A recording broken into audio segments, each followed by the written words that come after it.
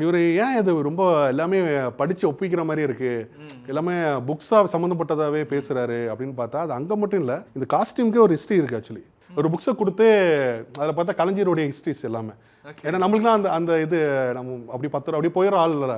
But நம்மளே திரும்பி பார்க்க வச்சது அந்த புக்ஸ் தான். அந்த புக்ஸை வச்சு இந்த காஸ்டியூம் பண்ணலாம்னு சொல்லிட்டு எக்ஸ்பிளேஷன் சொன்னார். ஸோ அந்த காஸ்டியூம் அந்த புக்ஸ்லேருந்து வேர்ட்ஸ் எடுத்து அந்த காஸ்டியூம்ஸ் ரெடி பண்ணிடு. இது வந்து கலைஞருடைய சிக்னேச்சர் ஆக்சுவலி இது. ஸோ அந்த சிக்னேச்சரே நாங்கள் என்ன பண்ணோம், ஆரி ஒர்க் மூலியமாக அந்த சிக்னேச்சரை கொண்டு வந்துட்டோம் உள்ளக்கு. ஆனால் இதில் டிஃப்ரெண்ட்டாக இருந்துச்சு, இந்த கலைஞரோட பேனா இது வச்சிருந்தது, இங்கே ஏதோ ஒரு இதெல்லாம் எழுதியிருக்கீங்க. அவருடைய எப்பவுமே பேச சொல்ல ஃபர்ஸ்ட் ஸ்டார்டிங் இந்த லெட்டர் சொல்லி தான் வாசிப்பார், பேச ஆரம்பிப்பார். ஸோ அதே வந்து என்னன்னா ஹேண்ட்மேட் உடன்பிறப்புகளே எஸ் பண்ணது சைன் எல்லாம் அப்படியே மேட்ச் பண்ணி கண்டிப்பாக அவர் இது டிட்டோவா இப்படி தான் இருக்கும். அவருடைய புக்ஸை நீங்கள் பார்த்தீங்கன்னா கலைஞரோட புக்ஸ் இல்லை எண்ட் ஆஃப் த சைன் போட்டிருப்பார்ல. ஸோ அது இதுதான் எக்ஸாக்டாக இருக்கும். ஆனா இந்த மாதிரி காஸ்டியூம்ஸ்க்கு கண்டிப்பா நம்ம ப்ரீ ஒர்க் பண்ணி தான் பண்ணணும். இதுக்கு என்ன மாதிரி இதுக்கு வந்து கிட்டத்தட்ட அவர் ஆக்சுவலி அண்ணன் இங்கே தான் இருந்தார். ஸோ இப்போ இங்கே தமிழ் இங்கே கொண்டு வந்த நாடும் கொண்டு வந்தோம், இந்த மாதிரி லெட்டர் ஃபாண்ட் இது எல்லாமே அவர் புக்ஸ்லேருந்து எடுத்த விஷயம் தான். இது எல்லாமே அவர் கொடுத்த விஷயம் தான். அதுக்கு டிசைன்லாம் கேட்ல பண்ணியிருக்கோம். அது வேண்டா ஷோ உங்களுக்கு காமிக்கிறாங்க. இதுதான் ப்ரோ அதுக்குள்ள டிசைனு. ஸோ இந்த மாதிரி கேட்ல டிசைன் பண்ணி